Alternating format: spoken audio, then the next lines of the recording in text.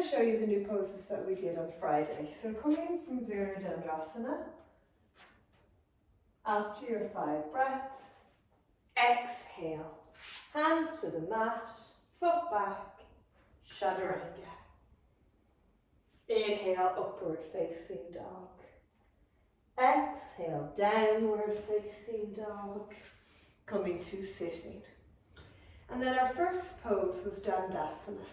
So your hands are by your sides, your chin is locked, you're gazing to your nose, toes active, shoulders back. So you don't want to bring your head down, just locking the chin.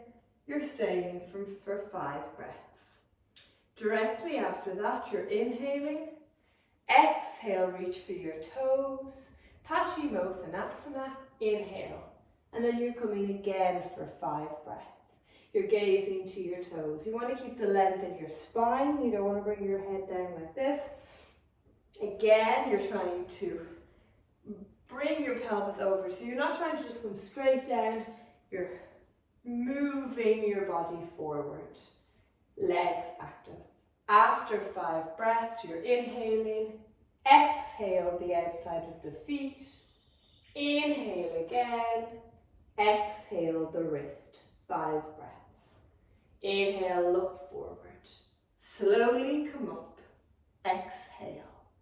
After that, traditionally, you would do a vinyasa, and then we would come back to our next pose, Purvottanasana. So you bring your hands behind your back, full position, feet flat to the floor.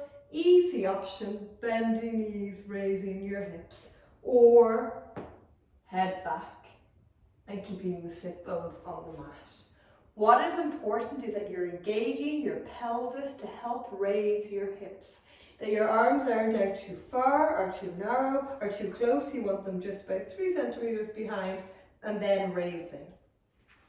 Then traditionally you would do a vinyasa again. And then we're going to come to our 5 poses, hip poses, that are kind of like a sequence of 5. So the first one, Ardha Baddha Padma Paschimottanasana. There's 2 options. So the full variation would be to bring the foot into half lotus.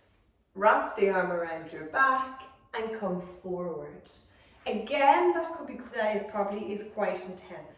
You could do the same thing without wrapping the arm, or put a strap and you might hold the strap something like this, or bring the foot into the groin.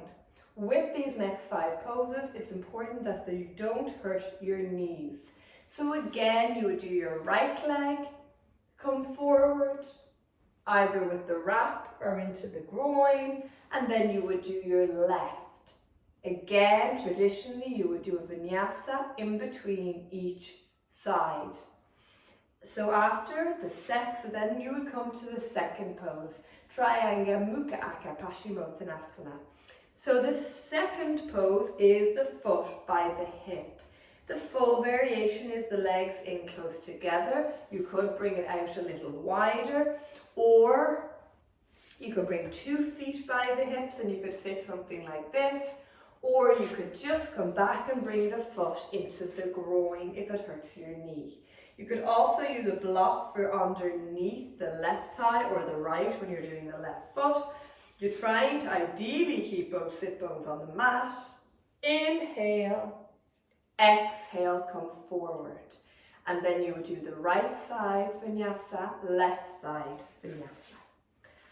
The third pose is Janushirshasana egg, and that's bringing the foot into the groin. So for some people, this could be the second time you're bringing it into the groin. For some people, it could be the third.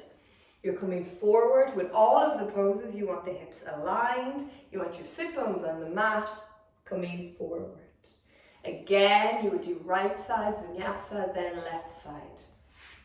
Coming to the 4th one, Janushirshasana B. So you're bringing the foot into the groin again. You're bringing it underneath you, the heel underneath the perineal muscle, full position leg at 85 degrees. You can bring it closer if it hurts your knee, or bringing it back to the groin. Again, coming forward.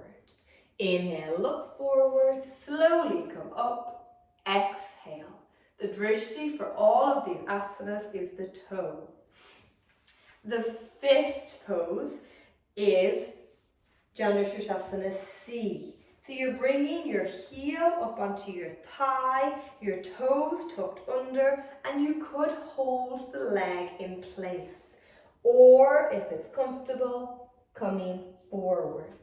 You can use the left hand to hold the left heel, the right hand just at the top, just on top of the right toes, and then you could stay like this. If you can get it into place, you move your hips in, you kind of move your bum forward, you get further into the asana. Again, that third one can be quite challenging if your hips are tight or if your ankles are tight. It is quite a challenging pose. So again, listening to the body, you're never forcing your knee to the mat, just coming to where works for you. After you inhale, look forward, slowly come up, exhale, do the left side. Again, traditionally, if you're doing the full sequence, you'll do vinyasa, right side vinyasa, left side vinyasa. But while you're learning, and even after you've learned, you don't have to do all of the vinyasas, you don't have to do all of the poses. It's just about listening to your body and doing what works for you and taking the variations that are right for you. So again, just trying to learn as much as you can, and if any questions on anything or want to send me any videos on anything, do. Thanks so much. See you all next week.